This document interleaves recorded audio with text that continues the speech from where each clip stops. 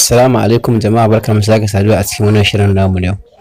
A yau ne za ku ji cewa masarautar Kano an tsunduma cikin siyasa. Masana tarihi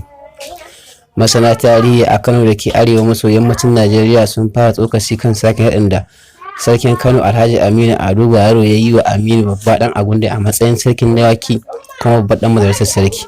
A ranar Litinin masarautar ta fitar da sanarwar bayar da sunansa domin sake haɗa shi hakimi bayan cire shi shekara 17 da suka gabata.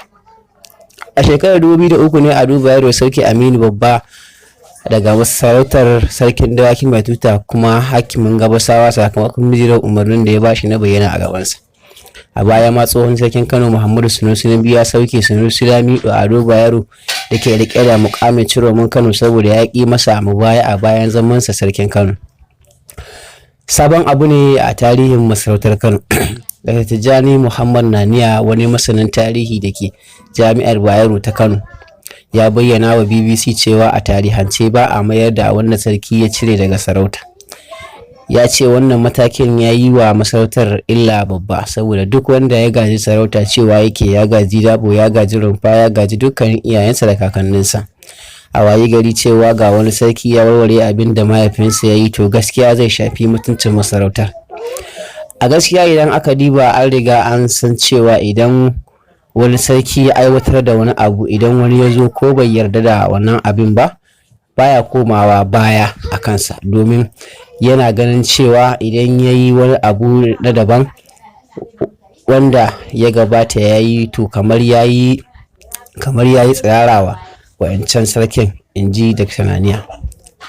A cewar sanadin sabon abu ne da aka kirkire shi a masarautar Kano saboda masarautar tana da matsayi na sarkin dawaki mai tuta, wato kujera ce babba wadda ke cikin wanda za su iya shiga cikin nada sarki. Abin da ya shafi sarkin dawaki babba, an kirkiro wata sabuwar sarauta ce daban a cikin masarautar Kano wadda ba mu san gurbin da za a bata ba nan gaba.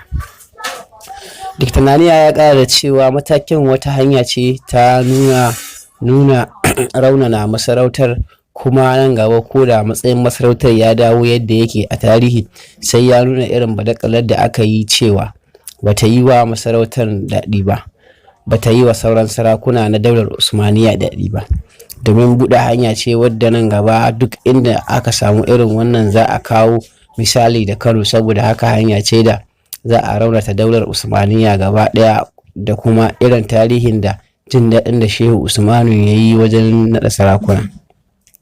Siyasa ta yi tasiri a cikin lamarin.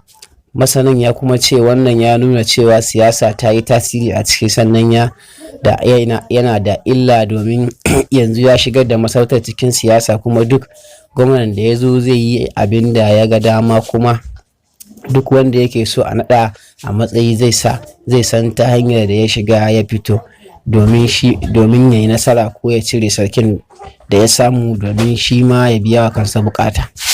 Dr. Tijjani Naniya ya bayyana cewa hakan ya nuna cewa duk rikicin da aka yi akan sarautun tun lokacin sarki Sunusi Lamido Sunusi na biyu, Muhammadu Sunusi na biyu, wato duk rikicin da ya taso waɗansu mutane ne suka shiga sha'anin siyasa suka babbake domin cimma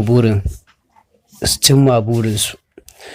Idan wannan shine zuwanka na farko wanda tashar, ka danna subscribe domin samun sababbin shirye-shiryenmu da zarar mun dora. Idan kuma ka riga ka yi mana subscribe, to kai like din wannan bidiyon. Mun gode.